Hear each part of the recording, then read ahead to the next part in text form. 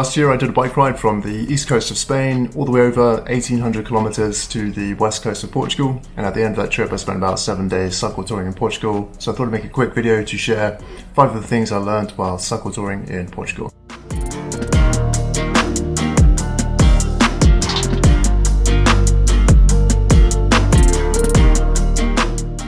So one of the really cool things about cycle touring in Portugal is that you can actually cycle to the highest point in the entire mainland. So the highest point is known as Torre. It's about 1900 meters up and is found in the Serra da Estrela mountain range, which is approximately in the middle of the country. And when you do this ride, you have really nice views of reservoirs, of lakes, of forests, of huge rock formations. So it's a really enjoyable ride to do. And once you're at the top, it's a really great feeling to know that you're the highest person in the entire mainland. And afterwards as well, of course, you have this nice long descent to do back down towards sea level. Something to bear in mind if you're considering doing the climb to Torre is the time of year and the day. I set off in mid-afternoon in October, at which time it was nice and warm.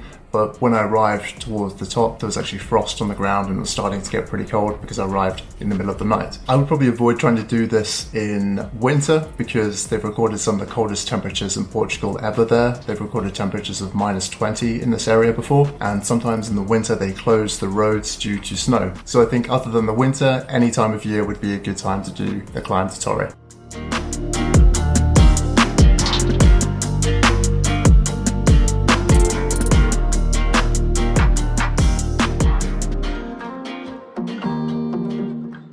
So I spent about 7 nights in Portugal in total, and I spent 3 of those nights staying in cheap hotels because I had to do some work and I had to charge some devices. I generally avoid staying in hotels during cycle tours because it's not that fun and it's a bit more expensive than some other options. But yeah, I spent 3 nights in hotels in total and spent about €40 each night in those hotels. I also spent about 3 nights camping in the wild, like in forests at the end of tracks and things like that. Camping in the wild in Portugal isn't technically legal, so that's something to bear in mind. If you're caught, you might get fined.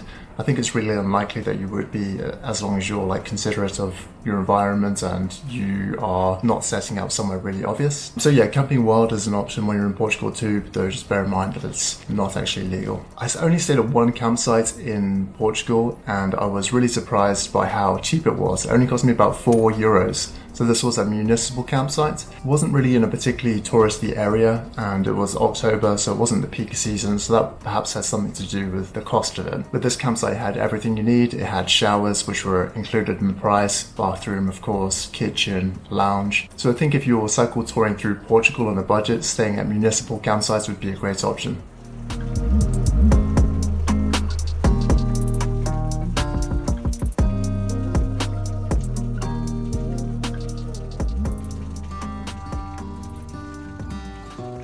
One really nice thing about cycle touring in Portugal is that lots of the towns and villages, especially in the more rural areas, they have fountains where you can get drinking water.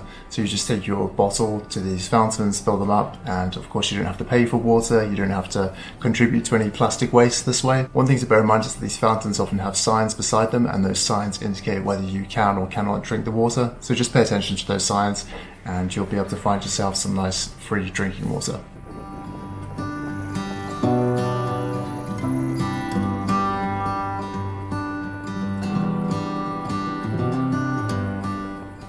So one day when I was cycle touring through Portugal, I met another cyclist and he was cycling the length of the N2, which is a road that goes from the north to the south of Portugal, starting in Chaves and finishing in Faro. So the N2 was conceived of in the mid-20th century as a way of integrating the north and the south of the country. However, as it doesn't pass through Lisbon, it ended up not being very popular with cars, which is a great thing for cyclists because now it has been rebranded as a tourist route and is particularly popular with cyclists and motorcyclists. And if you go to a tourist information center in Chaves or Faro, you can pick up a passport and you can take that passport with you to different locations along the way, such as fire stations, museums, town halls, and people there will give you a stamp to confirm that you've passed through their location. So if you're interested in finding out more about the N2, I'll put a link below to a website and you'll find lots of information there.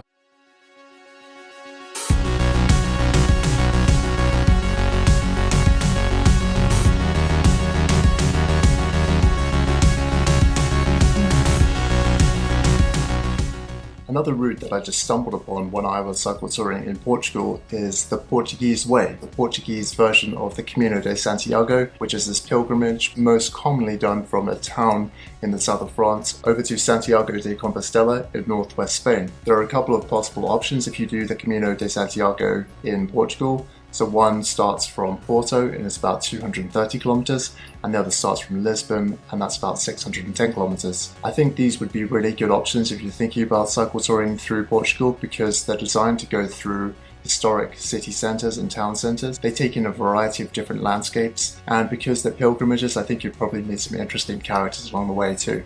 If you're interested in finding out more about the route from Porto to Santiago de Compostela and the route from Lisbon to Santiago, I'll put a couple of links below and you'll be able to find out more about the type of distances you'd have to do, how much climbing you'd have to do, and the type of places you would pass through. While I'm on the topic of talking about routes that go from the north to the south of Portugal, I did notice that the Eurovelo 1 route does just that. So the Eurovelo 1 route is also known as the Atlantic Coast route, and after going through Portugal, it goes up through Spain, up through the rest of Europe, and ultimately finishes at the northern tip of Norway. So I think the Eurovelo 1 route could be a really great option as well if you're cycle touring in Portugal. On one hand, it's signposted, so that would make navigation really easy. And of course it follows the coast as well, so every day you'd have beautiful views of the beach, of cliffs, of the ocean. So those are 5 things that I learned while cycle touring in Portugal. I hope you found it interesting or helpful in some way. If you have any questions about anything, just let me know in a comment and I'll get back to you. And thanks a lot for watching.